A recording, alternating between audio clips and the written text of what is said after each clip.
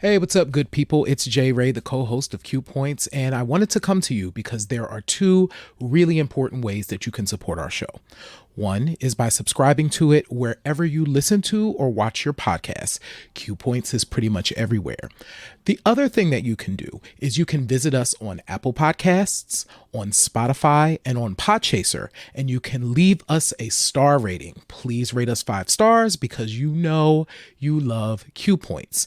And on Apple Podcasts and on Podchaser, you can actually leave us a written review. It's not required, but it really does help to spread the word about the show, and it helps people to discover it as they're looking for new podcasts to listen to.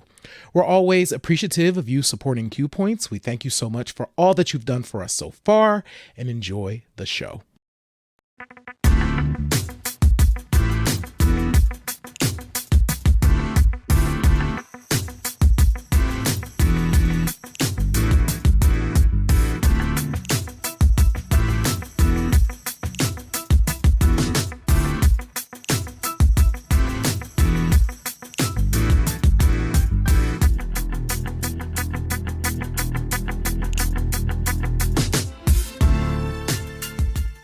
Yes, indeed. Welcome back. I am Sir Daniel.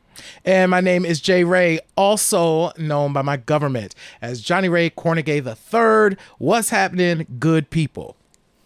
People, Q Points is your safe space for deep, meaningful conversation about music and the artists that we love and adore. Jay Ray, please tell me you have some good news for me regarding your health. I saw what you posted earlier this week. Then you got some good news today. I do. So as of about an hour and a half ago, your boy tested negative for COVID. Jesus done freed me. I was praying and really just taking a lot of vitamin C. There's like a whole box of it here. And I'm now COVID free. Sir Daniel, let me tell you what I've learned about COVID in 2022 after having COVID in 2021. Yes, Kipper, it is done now. And what I've learned is COVID's still terrible. Y'all need to put your masks on and stop playing. You don't want it at all. That's what I've learned about COVID in 2022.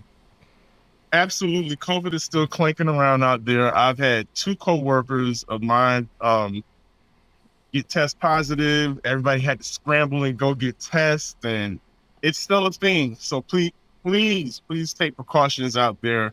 You know, we don't need another uptick, but I'm very glad that you're doing better, that you're here with us and here with the Q Points family. And y'all are lucky. I'm gonna just say this.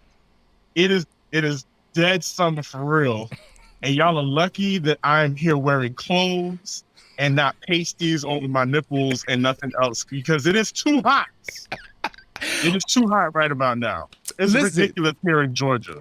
Ooh, I heard. Okay, so I'm a shout out, but y'all didn't see Sir Daniel. Definitely, he went and he put this on for y'all, so he was ready to give y'all what he described.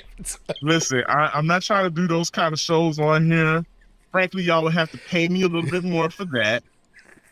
But we're keeping it we're gonna keep it PG around here. We're gonna keep it PG. For sure. But yeah, it's definitely that time of year.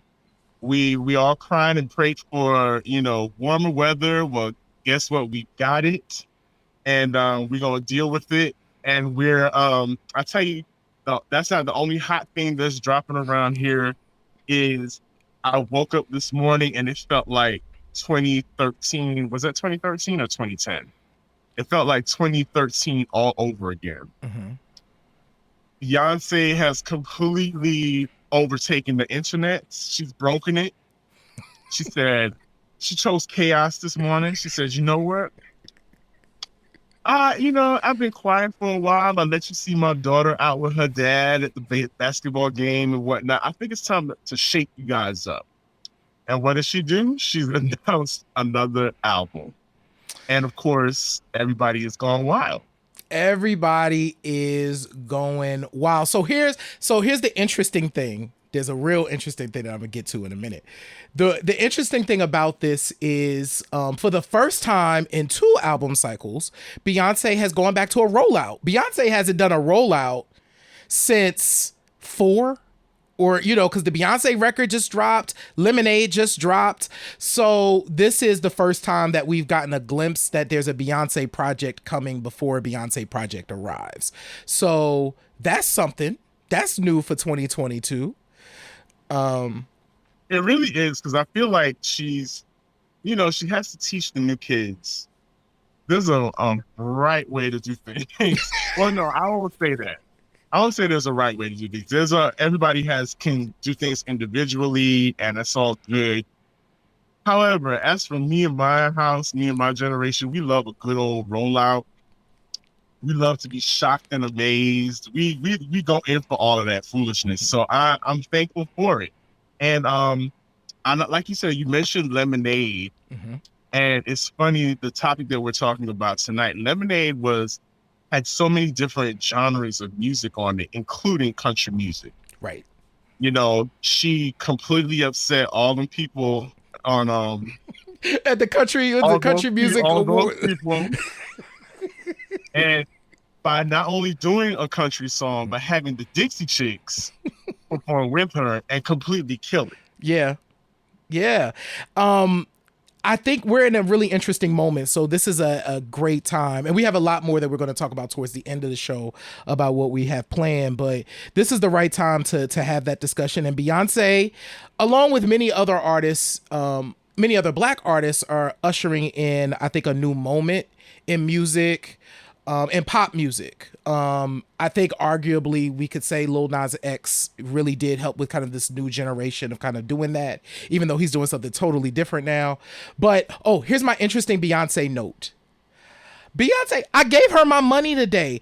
I clicked the button to the Beyonce website, Sir Daniel, put in my credit card information, and hit purchase for this box set that I don't really know what's in it except the CD and maybe a t-shirt. Maybe. What's so funny is now I've seen people say, well, now we got to go out and find CD players. I don't have that problem because right there. When you OGs like us, we keep some stuff around, right? But now everybody's going to be hitting up all the pawn shops trying to find CD players. And, you know, it's just dope. I'm kind of with you. I almost did it myself. I was like, but, you know, is this just a care package? Am I going to get like some Ivy Park cookies and maybe a CD in it? I don't know. But I think what the bottom line is that what people realize is that Beyonce,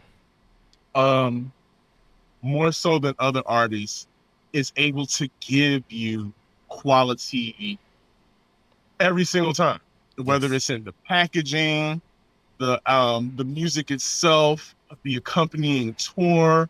I know people have broken their banks to go to these tours, but the tours are simply amazing. The shows are amazing. So it's definitely that time for her to do this. And I think I just want to mention, you brought something up really quickly. You said Lil Nas X. That just made me think of, we're talking about covers and, you know, album covers, magazine covers, because Beyonce is also on the cover of Vogue. Yep. Is it Vogue? I can't remember which country it is, but it might be Italia. I'm not sure. So she's on the cover of Vogue. Janet Jackson's on the cover of Essence magazine. You got Mary J. Blige is on the cover of Time magazine, which is momentous. And that's a whole nother show that we need to talk about. But, you know, the double XL freshman cover is always a source of conversation and discourse. And the only thing I can say, we've all had this conversation about the double XL covers. If you're of a certain age, you look at that double XL cover, and you start to say, I don't know who these people are, Jesus, bless their hearts. I have no idea who these people are. But what I will say, Double XL kind of played in Saucy Santana's face by putting him in the back. And I'm talking about way in the back row, almost unrecognizable. Mm-hmm. And he is legit the bona fide superstar of that group. Yeah, that was an interesting choice. Well, there's two things that maybe there was some strategic reason why they did this. Saucy Santana, obviously, of all the people on the freshman class, is like a bona fide superstar at this point. Yeah. And he was the only one wearing white, which I found I was like, oh, I like that. I like that, giving him something a little bit different. But yeah, I kind of know about Big Scar, who is I think from Memphis. I think I'm getting that right. He says, I'm not to speak about his flow, but I'm familiar with his music. And Doechii is I've heard of Doechii. She's from Florida. It's a lot of people from Florida on this cover too, because there's at least 3, which I find really interesting. And because that hasn't always been the case. Like, you know what I'm saying, in hip hop. So yeah, they I wonder if Saucy Santana has had any say in how this went. Probably not, but I don't hate this. Of all the freshman class covers, I'm like, oh, okay, well, we used to it. As old heads, we used to this now. Y'all not going to troll us, Double XL. We just going to look the people up and find out who they are. That's it. Done and done.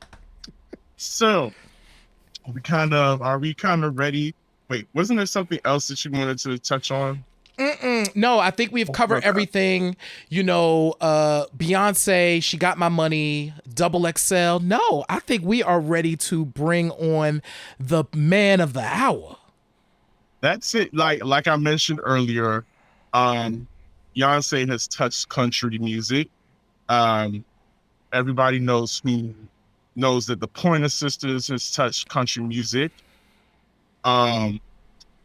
Oh my God, plenty of what you could black artists have done some type of rendition.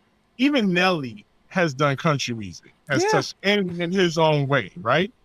But I think this is going to be a really great conversation, because I know Black people have a certain energy around country music, but like I've always said, all of this stuff belongs to us, really. Like, all of this music we've kind of created it. So, and country music is no different.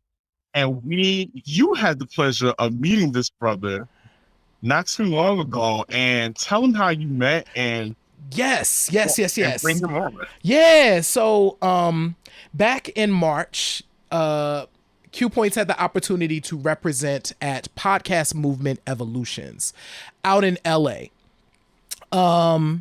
Los Angeles, because I'm a child, not Louisiana. So we were out in Los Angeles and I went to the BIPOC podcast creators meetup. Child, because I wanted to meet up with people of color. Like, you know how it goes. When you go to these big conferences, child, I need to find my people. So, and I love the BIPOC podcast creators. I am a member of their Facebook group, and we will put the link so that y'all can learn about them in the description. Went to their meetup, and I had seen this brother several times throughout the conference. It's a conference. You notice the Black people. You know what I'm saying? So I had passed this brother several times at the conference, and he was at the thing, and I was like, oh my God, this might be verbatim. We'll find out in a minute when Mike comes on. But I was like, I have seen you several times, but this is the first time we've like shared space. Hey, and we started talking. I don't even know how the fact that country music came up in our conversation, but it did. And I was like, we need to do a country show. And it was like and then so here we are. Anyway, we're going to bring on the amazing podcast producer, just all around good dude. Big Mike is here with us on Q Points. What's happening, man? What's up, Welcome, guys? How Bryant. are you? Thank you, thank you, thank you. I appreciate it. You guys have treated me very well. Like, I'm on Twitter, I'm on Facebook, I'm seeing my face everywhere. So, if you're not careful, my wife might have to Hey, kick me out because I've gotten Too famous. it's gotten too much. we will gas you just a little bit around here. We definitely do that. Was J Ray correct in the conciseness of how you two started talking at the conference and how you two kicked it off? Yeah, I mean, it's pretty accurate. It's pretty accurate. I don't remember exactly how we got onto country. I'm not sure, but after that, it was kind of like a rocket. Man, that's literally all we talked about for the rest of the evening. But yeah, no, that conference was a new experience for me all the way around, because I had been kind of building my own production company, Defiantly Me, and so that was kind of my first conference to get immersed in the podcast like world, and it was a very eye-opening. But I had gotten to like the second or third day, and I came home every night and I was like, I really haven't talked to anybody. I don't know how these things go, right? Sometimes you go up to talk to somebody and they're like, this guy wants something. I genuinely don't want anything except the exchange of ideas and knowledge. That's essentially what I look for, right? And so it wasn't until like the last day, I think, of the conference is where I met J Ray. And then I come home and I go, of course it's the last day that I find my people, right? I find my tribe. And my wife was like, it's okay. I was like, I'm gonna find a way. I had started thinking about it, about how we could work together immediately. Cause I gravitate towards people who are creative, people who are constantly trying to push something forward.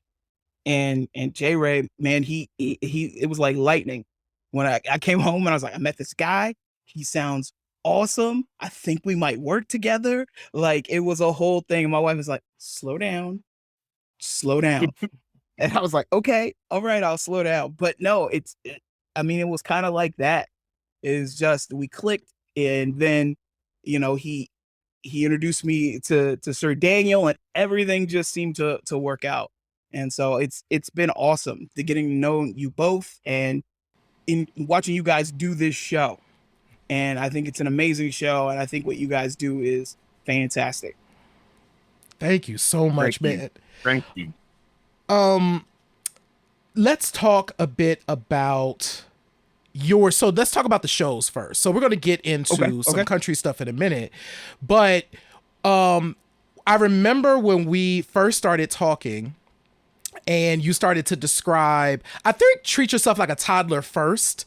And I was like, oh Yeah. my God, yes. Sometimes I just want a nap. You know what I'm saying? And we got into this whole conversation and Yeah. treat yourself like a toddler. So tell us a bit like about the Homework podcast, which just had a new episode drop today, and treat yourself like a toddler. I think the folks will want to learn about those. Sure. Yeah. The both of them are both about mental health, and they're both hosted and co-hosted by women of color.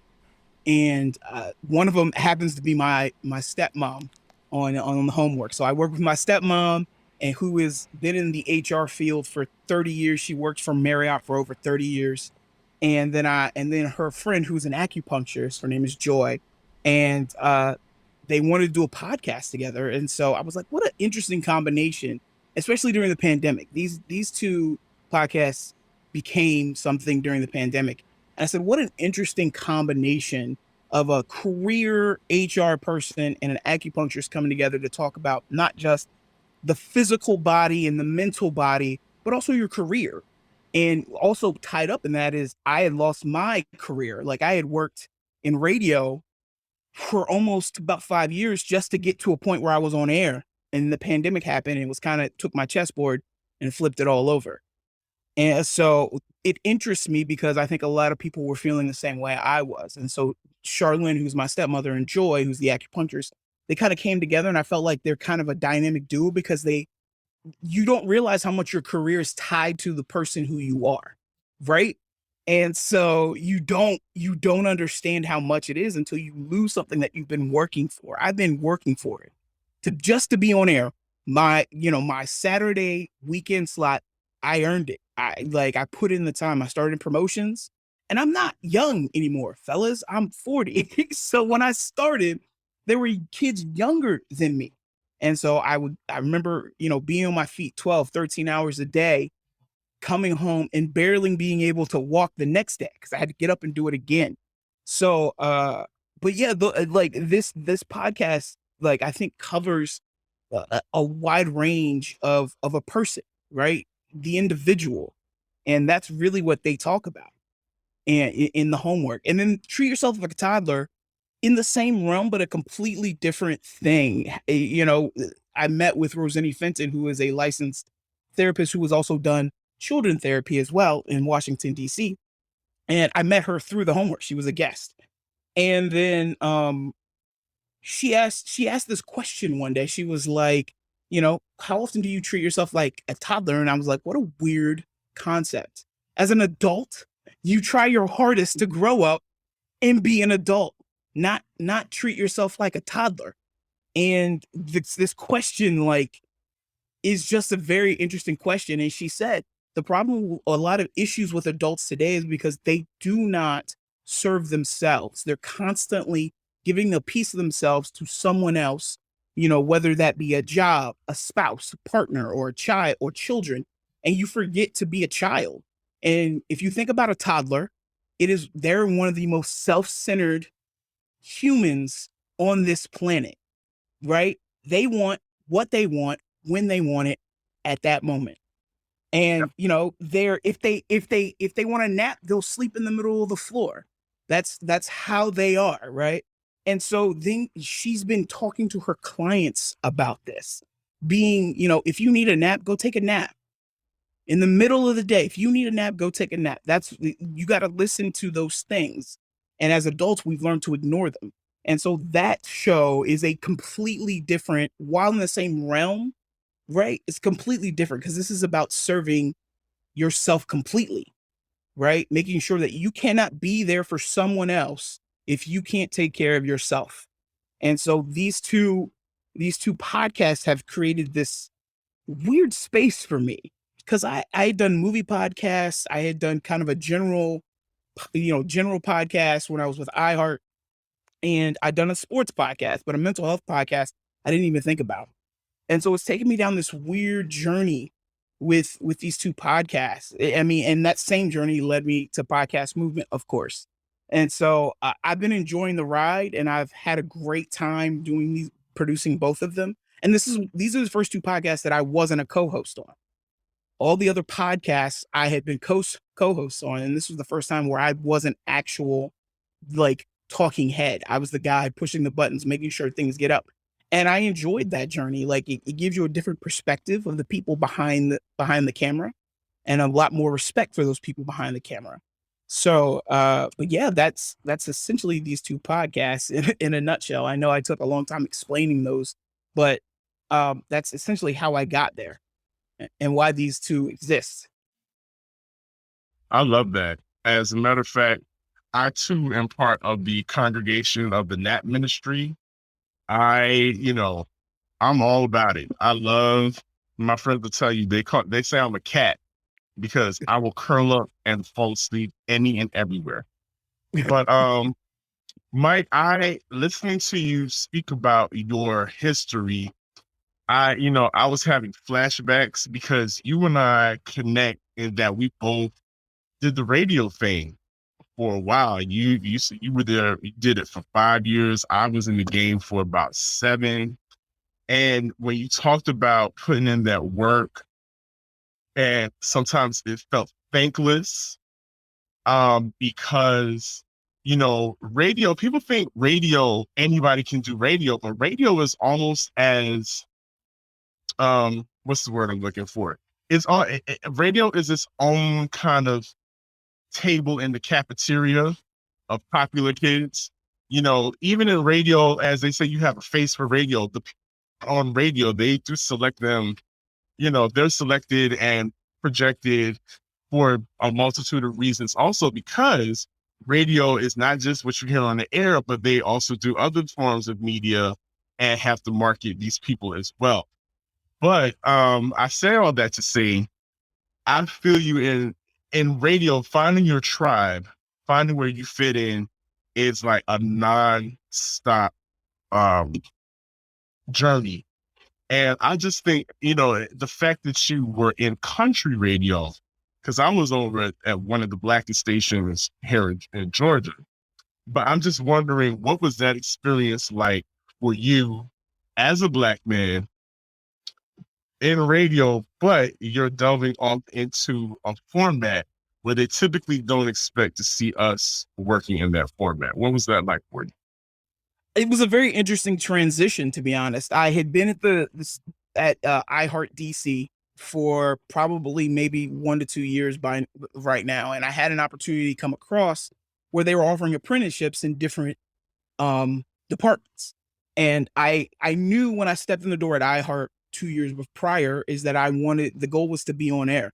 And so when an opportunity came across my path to do an apprenticeship um, on air, I was like, man, I definitely will jump at that opportunity. And so then I started to think about where I wanted to do my apprenticeship, right? What station, because there are 5 stations in that cluster.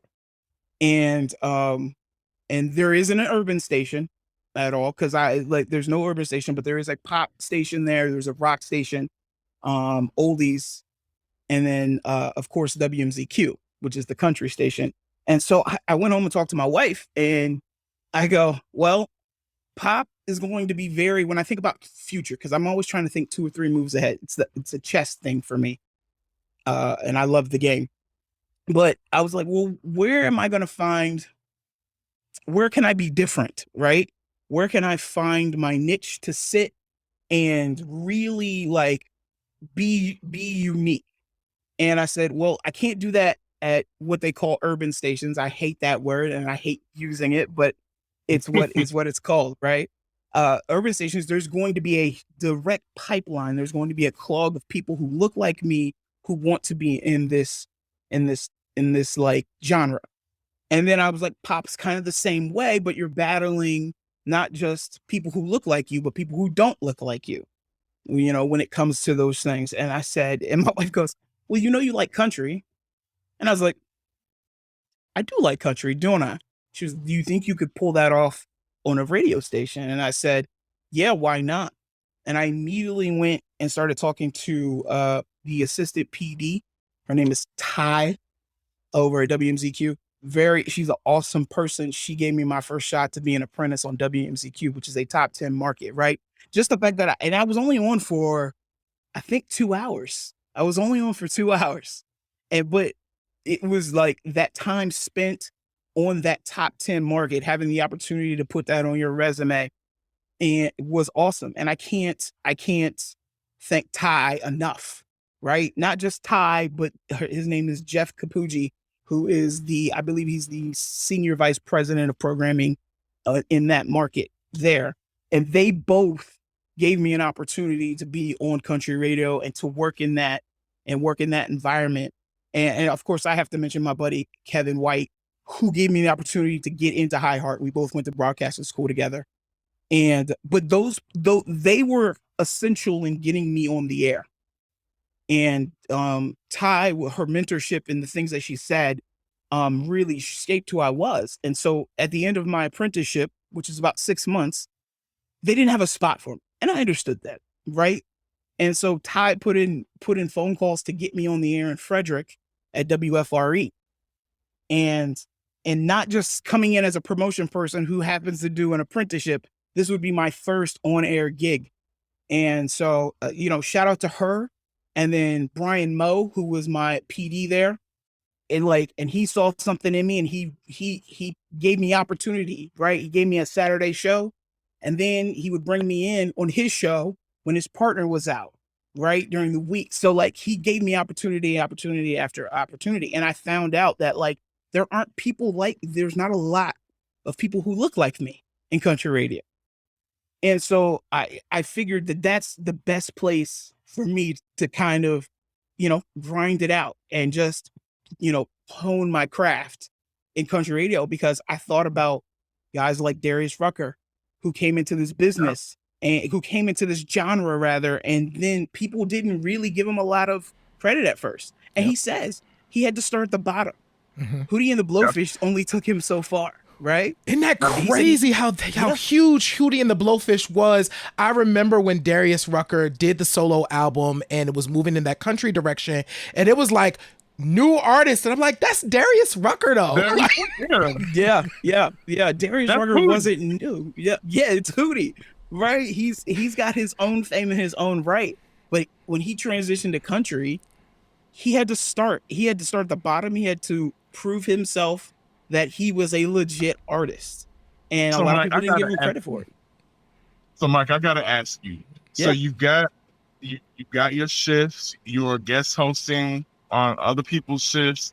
You got prime real estate. So I'm gathering that at some point or another, promotions would have you do what they call lot. What do they used to call them? When you do a live broadcast from somewhere, like the at a T-Mobile, remote. Right. That's The it, remotes. Yeah.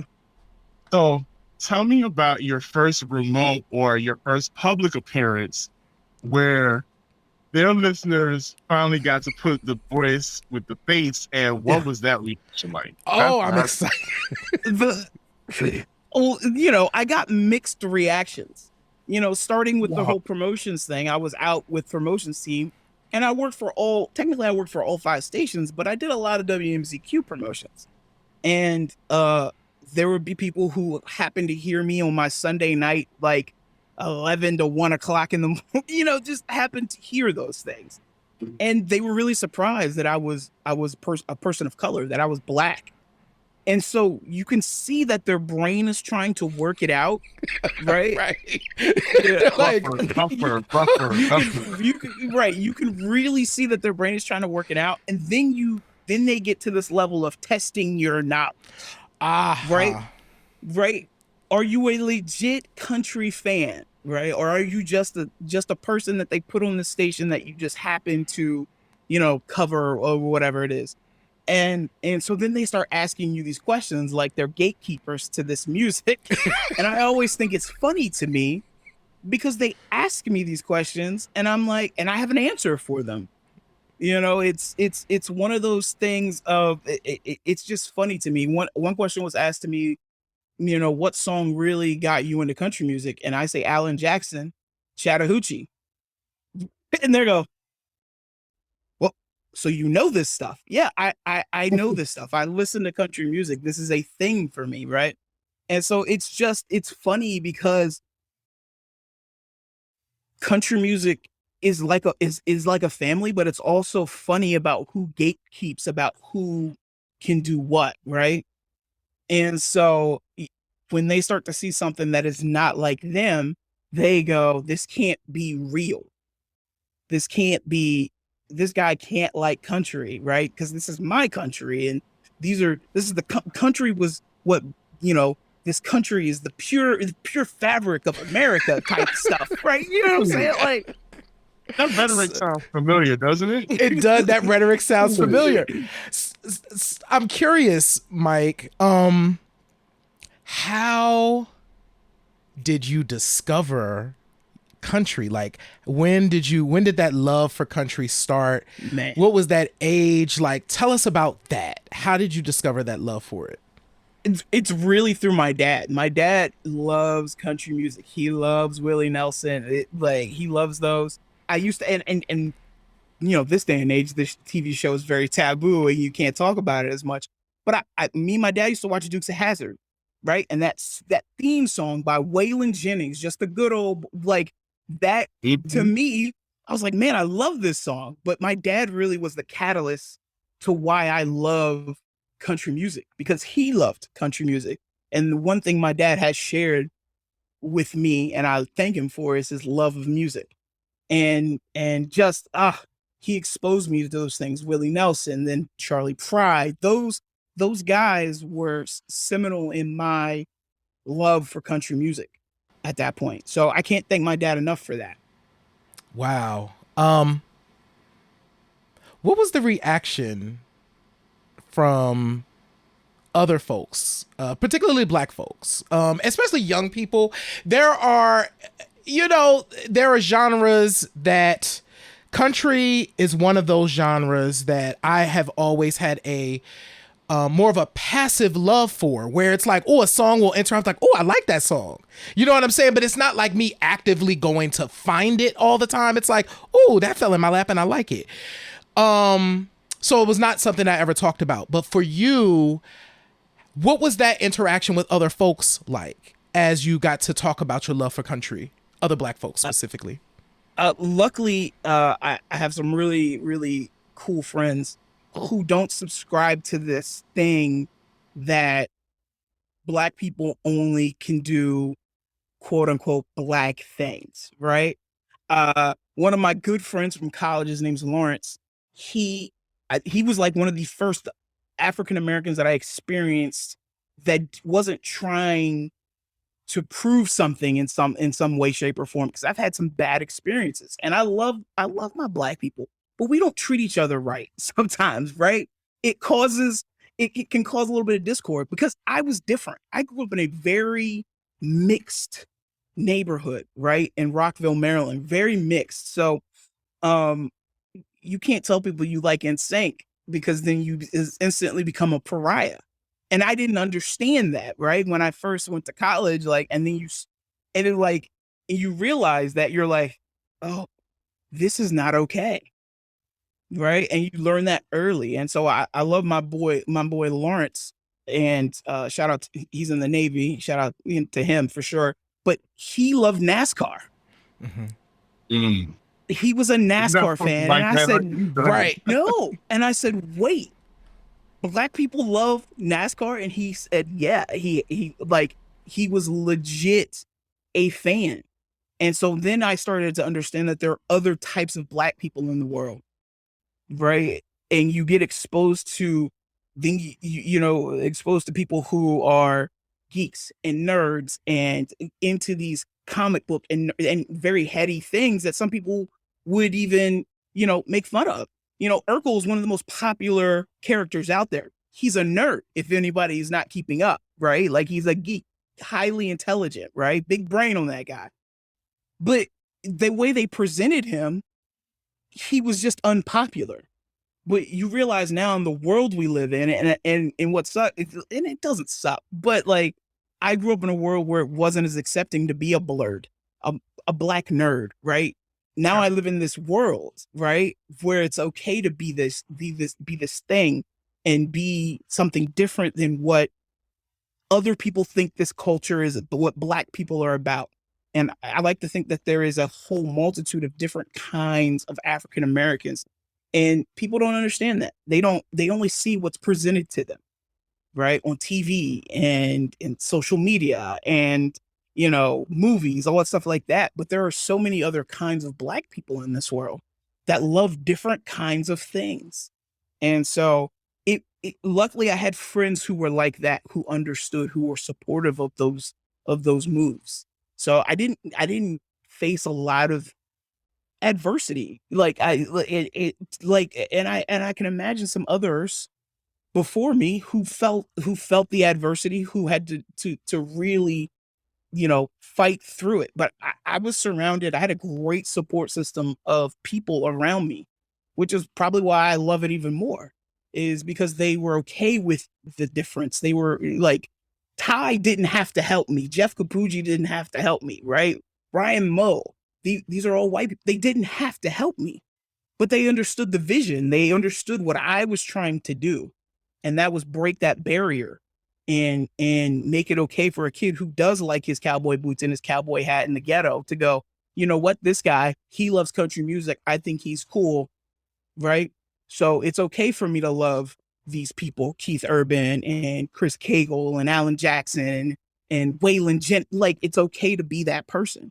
And so I decided that I wanted to be that person for other people, right? Like, and if I could, and I would do that as much as possible if I could. So it's interesting you say that. So listening to you, I was thinking about how we get othered in the community based on what we like, and that's fine. But the thing is, I find it so funny that we get othered when it comes to something that we created. you know, Right. you know, country music. Everybody, I believe everybody knows, stems directly from bluegrass music. Stems directly from work songs in the field. These are things that, in its essence, still comes from Black people. And I'm glad you said that, because I feel like you said you told us your story, because we need to realize that all of these things still come from us. And the fact, if we can appreciate it, why not? Why not be the person on the radio that's playing the joints for other people to hear? But I'm also very curious about being an artist, a Black artist, that performs country music, and when it comes, that particular piece of music slides in front of a program director, and if the label is smart, they kept it a real generic label or Right. cover, A white label cover. right? Or if they were bold enough to put the person on the cover, how is that received? Because it's one thing for us to sit as Black people, to sit and enjoy what is presented to us, but when it's comes in the form of a Black person, of what somebody that doesn't look like Dolly Parton, looks like King Michelle, or looks like Monica. We heard what happened to Monica at the Country Music Awards. Talk about that and the experience of pushing, or did you feel like you had to push artists, like Black artists that perform country music? Well, luckily, I was in such a supportive environment when it came to me being in country radio. But one of those people is Michael J, who is a huge. He's on currently, been in the game for a very, very long time in radio. We actually did a sports podcast together with each other, so I know him very well. And he was a huge supporter of Jimmy Allen very early in Jimmy Allen's career. Right? When he loves an artist, he gets behind them wholeheartedly. Like, Michael J is one of these people that, in my opinion, he's a very giving person. I ended up in places that I probably shouldn't have been in, like on stage in front of a huge crowd right before Jimmy Allen went on one night. Like, I shouldn't have been up there, right? You should have, Mike. But where I was in that station at that point in time, right, where you're trying to like, I should, like, he was like, "You want to come on stage?" And I was like, "Okay," right? But he was, I mean, in every opportunity he had, he told people about me. He was like, "Oh, you should listen to this guy, Big Mike. He's a very smart guy. This, that, and the other." Like, he was very giving with his time, and all I saw from him was that if you did good music, like, it deserved to be on radio, and that's what I felt. How he felt about Jimmy, he didn't see those things, right? And it was just really awesome to see. And then WMZQ, they really got behind Jimmy Allen. They were early adopters of Jimmy Allen before he became the guy on Dancing with the Stars, right? Like, he was there, like, and Jimmy was giving with his time. He showed up, right? And these people didn't have to be nice. Jimmy didn't have to be nice to me, right? And he was always giving and nice to me, and understood that I think I worked in country radio. He worked in country, like, he was a country artist. And so I think he understood that we needed more people that look like us in the room. And I think Michael J understood that too. And which is why he always had me, like, whenever we did something together, he made sure that people knew who I was. They knew who my name was, right? And so it's been an interesting journey, right? When it comes to Black artists, because Jimmy Allen was one of the first ones to really break through in a long time, outside of Darius, right? And then here you go, you get this cavalcade of other Black country artists coming, right? Then you got a guy named Willie Jones, and I know a guy, his name is Timmy Dunn, very good, talented guy out of Kentucky. I've had him on my podcast a couple of times when I was in DC. And then you realize that there's all of these Black artists, right, that are showing up in mainstream. Mickey Guyton is another one that popped up right after Jimmy got really popular. So you start to understand that there's something out there. And I realized that I was probably in the right place. I had made the right decision because Jimmy showed up, and then Timmy showed up, and then Willie Jones showed up, and I was like, oh wait, I'm in the right spot. I made a great decision, right?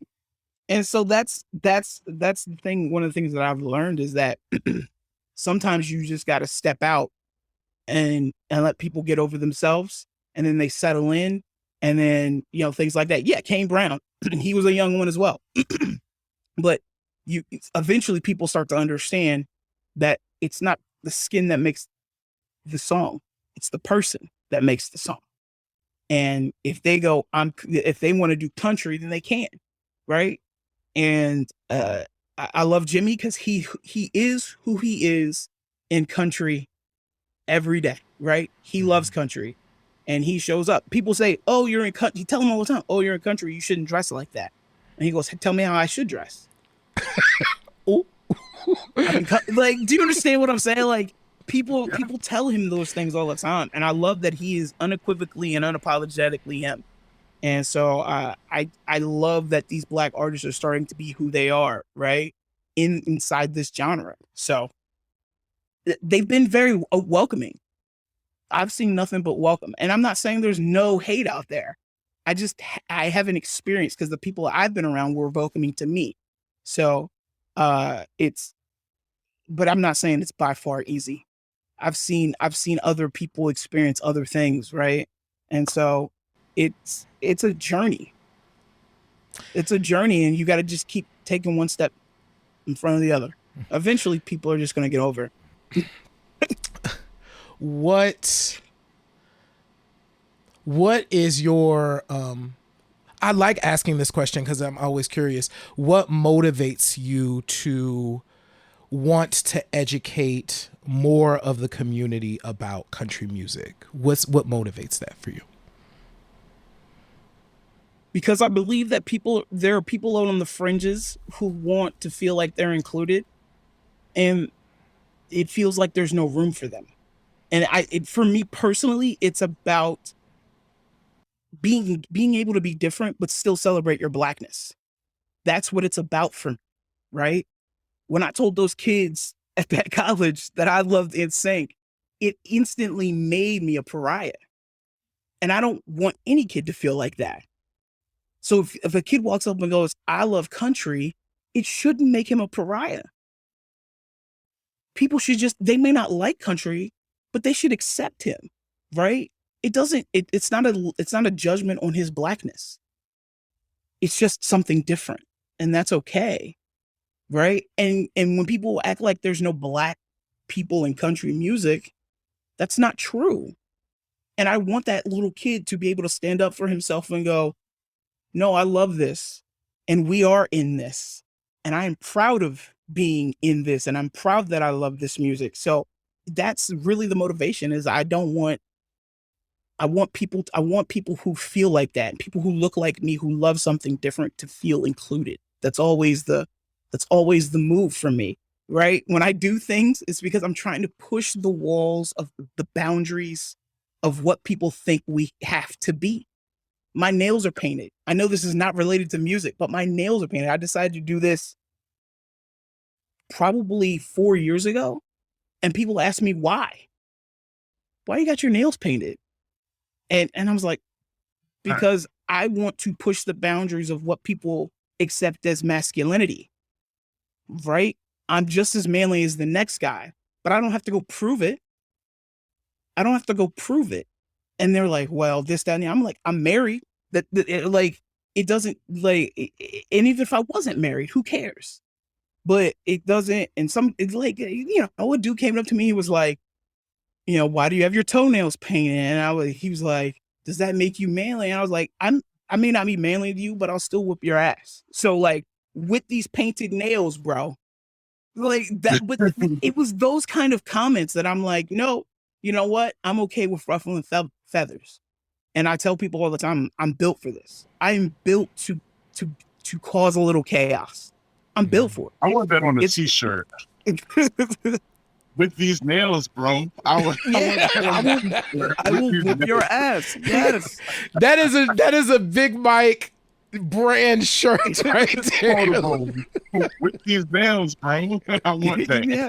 I want that. Yes. Whoop your ass. Yeah. Like, and to me, it's built behind feeling not accepted in any space, being on the fringes, being in between, not being black enough and being black, period. Right. And that's kind of where I sat for a very long time. And I got tired of being there in the middle because I am black. Right. And if you want to acknowledge me, I'm going to make you acknowledge me. And that's the bottom line. And so like, I think that to the people that I've met along the way, my buddy Lawrence, my buddy Brandon, who is unapologetically him no matter what. And I love him for it. But they help me become more comfortable.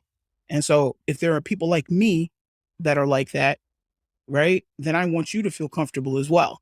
I want you to understand that you can like what you like. And it's okay. It's not a judgment on your blackness. And that's really the motivation for me. I love that. Wow. An hour has flown by. I know. I probably talked way too much. No. There was a whole reason for you to be on, is so that you can share your story, because the whole point of Q Points is to talk about these stories, is to reclaim everything. Just as you said, the reason why people feel other because they say they like country music, it is because somebody else came along and co-opted it and took it from you and said, "You're this doesn't look like you. This is supposed to look like them. So therefore, now you have this feeling the way you feel." So I'm here for it. What I would like, before we all get off of here, Mike, can you do one thing for me? Yep. Okay. Can you please, in your best radio voice, throw to your favorite artist? Because this is my old school radio. I want to hear you throw to a break real quick. Or throw to a song. and you will put me on the spot. I have not done a radio break in a very long time. I want you to think about that, Mike. So I'm gonna give you time to think about that, because everybody is in the chat like part two. Here's the thing that y'all don't know. We have to tell y'all the reason why Mike is here at this moment. This is our Juneteenth celebration. We wanted to have this conversation in honor of Juneteenth, which is on Sunday. But this is also the very beginning of a series with Big Mike. So not only will there be a part 2, there will be a part 2, a part 3, a part 4, and part 5. What Q Points and Big Mike are going to be collaborating on is a black country music series. So hold on. It's all coming, and we are building, because we want to have this conversation about black folks and country music and that history and how we got here. So there is going to be a part 2, and this is the beginning of that. So I wanted to let people know that is the secret of this conversation, is this is the beginning of a longer series of conversations that all of you will get a chance to hear. So it's coming. So now, Big Mike, who you throwing it to? Who am I throwing it to? Wow. Man, what are we going into a break? Coming out of a song? What are we? You're throwing to another song. As a matter of fact, make it an artist, a country artist that our listeners you think should get to know. Okay. Let me see. It's been like 3 years. Hold on. Let me see. All right, folks. You're definitely going to have to listen to this next artist here. She is on her way up. I promise you're not going to want to miss it. Here is Raina Roberts. You have it. Typically that'd be over a bed or something. I'd have a little, No beds, just dry. We're going to do it dry. WQ Points Radio. You heard it first. Big Mike on WQ Points Radio. Well, I for feel your like there's a country request. ring. I feel like there's a ring in a Q Points radio situation, y'all. But that's a whole Hey, a other. lot of guys here, we can make that happen. We can have a whole radio We station. can I'm listen. in. I am absolutely And in. Big I will Mike is already in have a program director. too. Right. I am in. 100% in. Oh my goodness. So listen, Big Mike, where can the folks find you on social media? You can find me at the True Big Mike without the E in True on Instagram and Twitter. Perfect. And I'm also going to drop the links to both your podcasts in the chat. For those folks that are listening, one, shout out. The chat has been lit. We've been into the conversation, but I've been watching. I've seen Trey Sam. I've seen Trey. I've seen Kipper Jones. Who else is over there? Who else have I seen? I've seen some more names. But thank y'all just so much for hanging out with us tonight. But so if you are not familiar, folks can become a Q Points Insider on our website. You should subscribe to us on Apple Podcasts, and you can also leave us a review there. You should also subscribe and leave us a review over on Podchaser. We say this every week, but it's true. If you leave us a review and a rating over there, it helps more people to discover the show because of the way Podchaser does their rating and reviews. It hits a lot of other places. So please hit up Podchaser. And I know that Trey has been over there and you left us a review over there. So we really appreciate you, brother. And for those folks that are joining, if you are not joining on YouTube, you should go over to YouTube. You can subscribe to us over there, hit the bell notification so you can get notified. And you need to hit up DJ Sir Daniel's Mixcloud, because don't you have a Sugar Honey on the Rocks coming up, Sir Daniel? Yes, sir. This Saturday, 2 p.m. Eastern Standard Time. You know, like I said, it's summertime. I'm feeling real block parties and, you know, Miami sounds, you know, the whole I'm feeling freestyle. It's about to go down. It's about to go down on a Saturday. So, you know, carve some time out on Saturday afternoon at 2:00. So that way all my West Coast friends can join us as well. And, you know, just tune in so you can get the best in Black women in pop music, Black women in general. That's who I celebrate on Sugar Honey on the Rocks. And it's just a good time. I just have a really good time. I want to quickly shout out everybody. My sister Peppermint Gaddy, she's going to be in the lineup this weekend on All Vinyl, put on by Sean Phelan. It's going to be a really dope situation on Saturday. And then what's happening? No, that's Sunday. And shout out to Whitney and Lady Marauder and DJ Ross Sirius are putting it down Saturday night for Slow Drag. I And miss your boy Atlanta finally, so much. oh my God, your miss boy Atlanta. finally got a ticket. And I'm going to be in the house so I could experience Slow Drag for myself. I will not promise that I will be doing a 1-2 step slow dragging in the middle of the floor or anybody, but I will have great things to report the following week, because I'm really super proud of everybody that's involved in slow drag. So if you're in the Metro Atlanta area this weekend, you've got plenty of stuff to do, and you can also tune into my show as well. So that's that with Sir Daniel this weekend. Oh my goodness, that's a busy weekend. Listen, so much. Any final thoughts, Big Mike, before we head out of here? Man, I appreciate you two brothers. Like I appreciate you both. Like for you both coming into my life and having an opportunity to be able to do this, and you both helping me create a platform where we can really push this forward. And I believe I believe country music, especially African American country music, deserves the respect, right? And I believe that, you know, there's so many things that we have our footprint in, our fingerprint in, and country music is definitely one of them. And so I appreciate you two. I appreciate Q Points and the platform that you guys provide for people to come on here and talk about the things that they actually care about.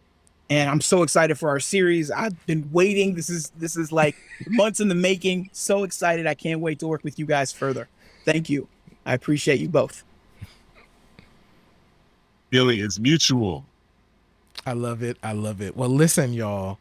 It has been a phenomenal night. Thank you so much once again to Big Mike for being here. And thank you to all of you for checking in. Thank you so much, Trey Sam, for shouting us out and saying excellent show. We really appreciate it. We do this for y'all. We really, really do appreciate that. And Sir Daniel, what do you say? What do you normally say to the folks? Listen, it's like I tell the kids every week, in this life, you have a choice. You can either pick up the needle or you can let the record play. I'm Sir Daniel. And I'm Jay Ray, y'all. And that's Big Mike. And that's Big Mike. And this is the Q Points. We'll see you next week. Peace.